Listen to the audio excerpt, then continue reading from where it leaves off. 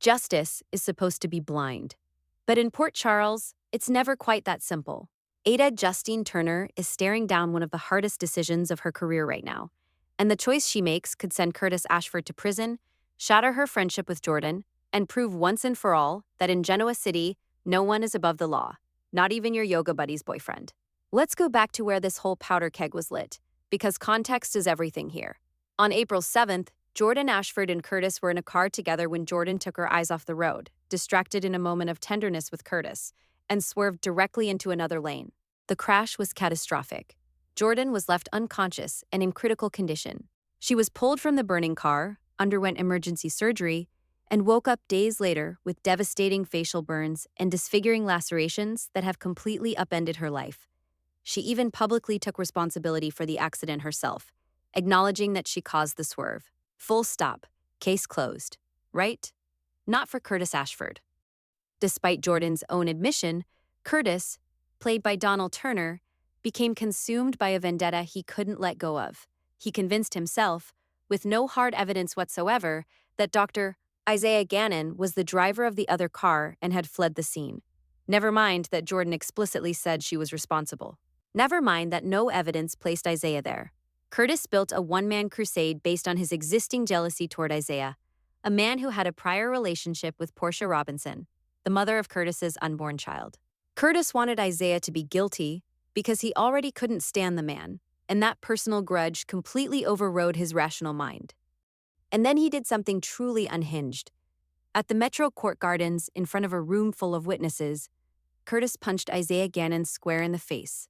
Isaiah went down hard, slamming into a table before hitting the floor, and the damage done in that fall was not minor. Isaiah's hand took the impact of the crash. 11 broken bones, 2 severed tendons in his wrist, multiple surgeries ahead, a recovery timeline that is uncertain at best. And Isaiah Gannon isn't just any professional whose injury is an inconvenience. He is a surgeon, a man whose hands are not just his livelihood.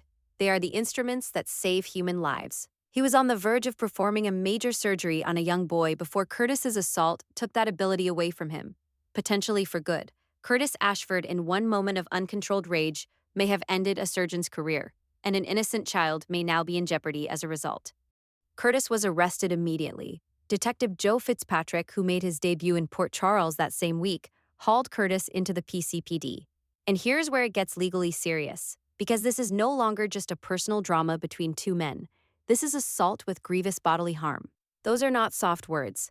That language carries weight in a courtroom. Which brings us to Ada Justine Turner, played by Nazneen Contractor, who has been one of General Hospital's most compelling new additions since her debut in late 2024.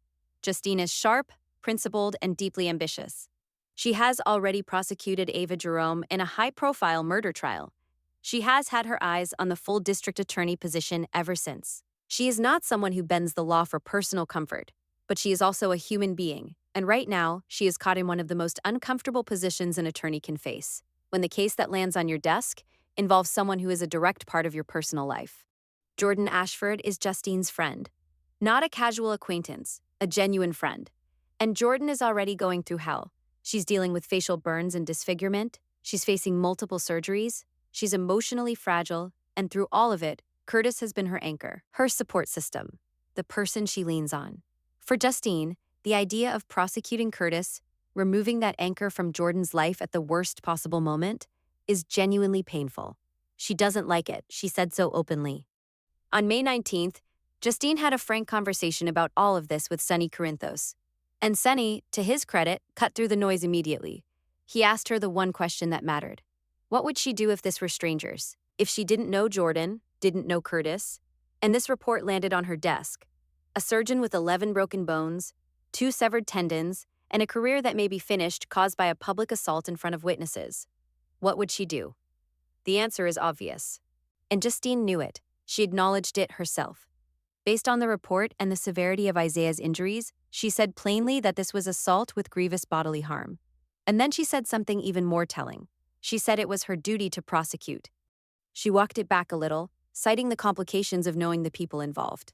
But that's exactly the kind of hedging that sounds like someone who has already made up their mind and is just working through the emotional side of it. You don't say, "It is my duty to prosecute," and then walk away from the case. You prosecute. And Jordan's absolute confidence that Justine won't move forward? That is perhaps the most soapy red flag of all. In Port Charles, when a character says, there is no way that is going to happen, it always happens.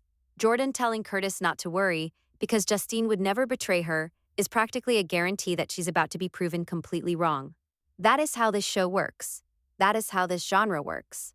The moment Jordan expressed that certainty, viewers should have started bracing for impact. Here's what makes this so consequential beyond the Jordan friendship angle. Curtis is about to become a father. Portia Robinson is pregnant, and while there are whispers in Port Charles about whether Curtis is actually the baby's biological father, speculation that his recent unhinged behavior has only intensified, Curtis himself believes this is his child. If Justine moves forward, and Curtis faces conviction, the prospect of him missing the birth of his baby, his child's earliest months, his family's most critical window, that is the kind of consequence that goes far beyond a legal penalty. That is a life-defining loss. And yet, sympathy is hard to manufacture for someone who committed a very public act of violence, wrecked a surgeon's career, and has been operating on a paranoid vendetta that even the victim of the original accident doesn't share. Jordan herself has never accused Isaiah of causing the crash. That was Curtis's fiction. And now Isaiah, the actual victim of Curtis's rage, is dealing with shattered bones and severed tendons, while Curtis tries to minimize what he did and call his lawyer to make it go away. Justine Turner won't let it go away. She can't. Not if she wants to be the kind of ADA who one day holds the full weight of that district attorney title. Justice has to be blind, even when it burns, and the woman who will feel that burn the most isn't Curtis. It's Jordan. When she learns that Justine chose the law over their friendship, the fury that follows promises to be one of General Hospital's most explosive moments in weeks. Justine is about to do the right thing. And Port Charles will never be the same.